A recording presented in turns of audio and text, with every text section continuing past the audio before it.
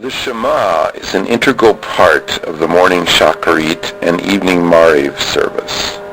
Together with a number of important prayers that surround it, it is said immediately before the Amidah, the standing meditation. From the wording itself, it is obvious that the Shema was meant to be a meditation. If the only significance of the Shema were to declare that God is one, then the opening words, quote, "Listen, Yisroel," would be redundant. But the Shema itself is telling us to listen and hear the message with every fiber of our being. It is telling us to open our perceptions completely so as to experience God's unity.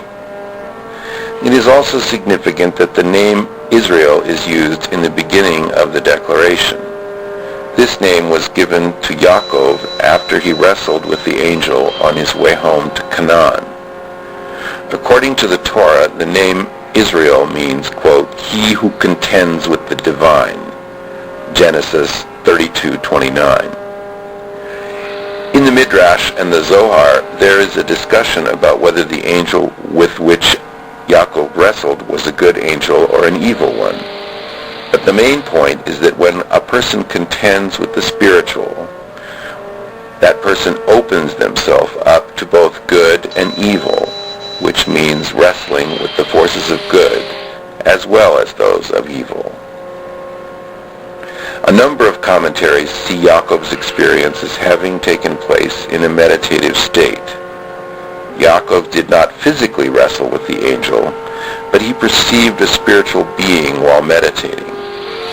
The name Yisroel that Yaakov received would then pertain to his entering into a spiritual state and contending with his experiences there.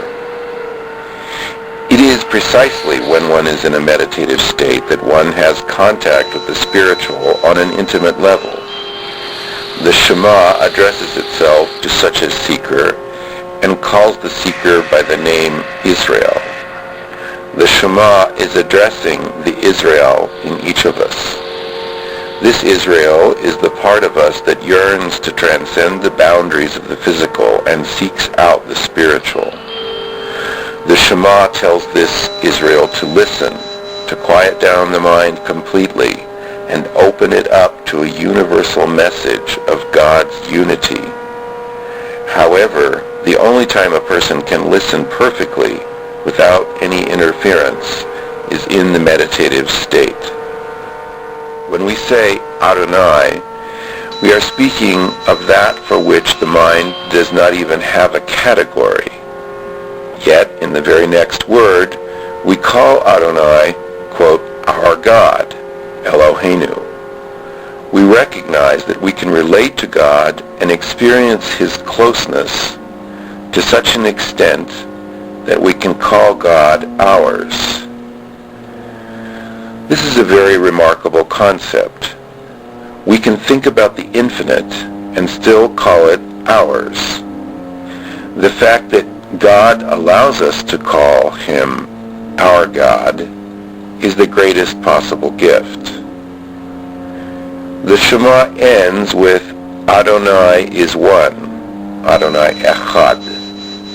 Here we are saying that no matter how many different ways we experience the divine, they are all one and all have one source. We recognize that there is a basic oneness in the universe and beyond. And in our search for the transcendental, it is precisely this oneness that we are seeking. We see in God the most absolute unity imaginable, the oneness that unifies all creation. The more we realize this, the more we begin to see that on an ultimate level there is no plurality. If there is no plurality, then we are also one with God. When saying the word one, Echad, in the Shema, one can realize this in a deep sense. This situation is a paradox. To say that I exist and that God exists and that I am one with God is like saying 1 + 1 = 1, which is of course logically impossible. Nevertheless, we cannot say that logic is higher than God. Quite the contrary. Just as God created everything else, God also created logic. Logic is a tool of God's, but God is never bound by it. Therefore, if God wants 1 plus 1 to be 1, it is no problem. If God wants a person to be one with God and still be able to experience it, it is also possible for him. The most powerful expression of will is love. This is also an integral part of the Shema. Every Hebrew letter has a numerical value corresponding to its position in the alphabet. The value of echad, the Hebrew word for one, is 13. This also is the numerical value of the word ahava, which is the Hebrew word for love. Love is the power that breaks down barriers and unifies opposites. Two people who are deeply in love become one. There are a number of prayers or, quote, blessings that surround the Shema when it is said as part of the morning service.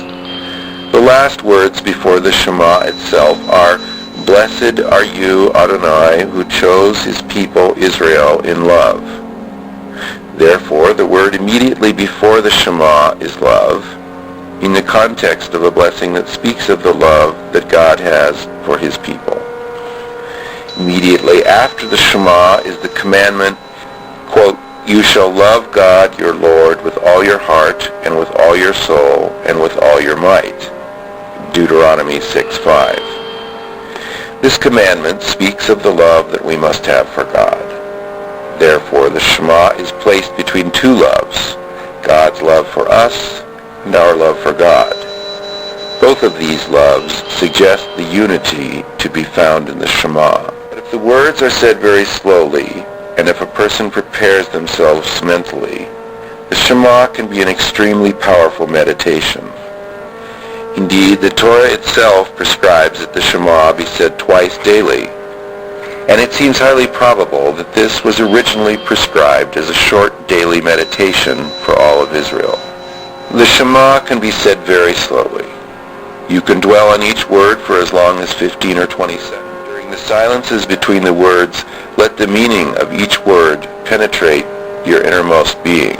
It is preferable to say it as part of the service, especially the morning service, which provides a proper setting and introduction to the Shema.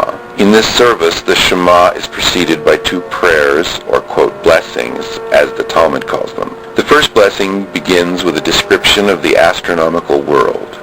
The mind soars to the sun, the moon, the stars, and beyond, and contemplates the vast reaches of space, immense beyond comprehension. Yet, while one meditates on the vastness of the astronomical world, one sees it as all working to do God's will. The mind then transcends the astronomical world and reaches up to the spiritual realm, to the world of the angels. We join the angels in their daily praise to God. Holy, holy, holy is the Lord of hosts. The whole world is filled with his glory. Kadosh, Kadosh, Kadosh, Adonai Tzavaot, Malo Kol Haaretz Kevodo, which is Isaiah 6:3. And then, blessed be God's glory from his place. Baruch Kavod Adonai Minkomo. One's mind reaches higher and higher, joining the highest angels in their quest for the divine. Then one enters the second blessing, which speaks of the, quote, world of love. Here we meditate on the love that God has shown us and how he drew us close to him through the Torah and the commandments.